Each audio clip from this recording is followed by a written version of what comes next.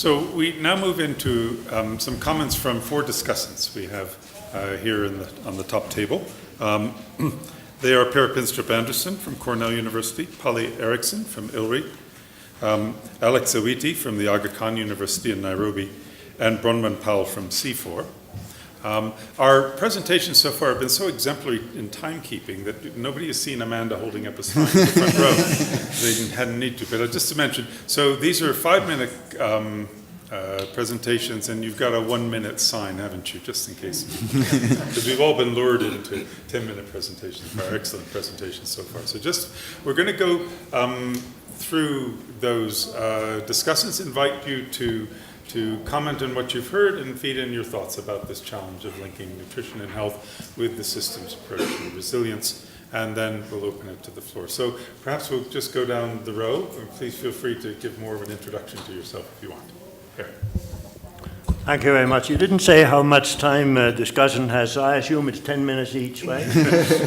I really enjoyed those 3 presentations. Very constructive and very forward-looking, and that's exactly what we need at this conference. We need to look into what is it we need to do differently. I completely agree with all 3 presenters that we need a systems approach. We need a cohesive systems approach. I agree with Francois that we need to look at the ecosystem health and human health together. So I don't have any disagreement with how to proceed. John mentioned that nutrition, good health are just too many goals that people are pursuing. And I would like to add to that strengthening resilience is also one of a number of goals being pursued. So we need to look, I think, for multiple wins. We need to satisfy the goals that are overriding the goal of strengthened resilience. And I want to use Anne's presentation as an illustration of such a multiple win situation where she says, look, let's look at the landscape biodiversity. And I would then argue that can lead to production diversity, which can lead to consumption diversity, which can lead to nutrition. So you got multiple goals achieved, you're improving the environment, you are increasing biodiversity, you are improving nutrition. The causality can run the other way as well. Let's suppose the consumers decide they want a diversified diet. They want more nutrients and possibly fewer calories. For some of us, that would probably be a good thing. That could drive the production diversity, which in turn could influence the landscape level biodiversity. Now, here's the problem. We need to look at, as Anne also pointed out, the various stakeholder group interests. We need to look at consumer behavior. Does the consumer really want a diversified diet, and does the consumer have the money to pay for possibly a more expensive diversified diet?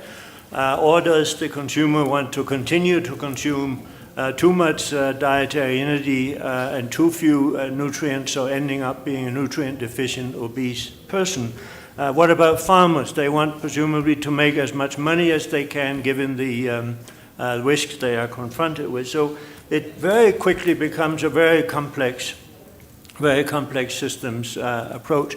We need to look at that when we do research, when we test the various approaches and so on. But how do we implement something like this? Do we go to the implementers, the policymakers, the program, people responsible for programs and say, now look, here are 25 different things you have to look at before you can really expect to have any impact? No, that kind of action is never going to succeed. I only need to remind you of integrated rural development and what happened there. So what we have to do once we have thought about this, once we understand these relationships, then identify the most limiting constraints in a particular context and then work on those. But if we do that without the system thinking, then we are likely to make some big mistakes. We just heard an example from Malawi, which clearly includes the goal of strengthening resilience through diet diversification, production diversification as well. But I want to leave the question with you. would we have done anything different the last 10 years if resilience had been a major goal in our action? And I really question that. Aren't we in the final analysis just adding another catchword to something that we really need to do, namely improve nutrition and improve health, and we need to do that at the transitory level as well as the chronic level. And it isn't clear to me that what is really going to be different in terms of what we actually do at the field level. I hope I'm wrong, but let me just end on just one example.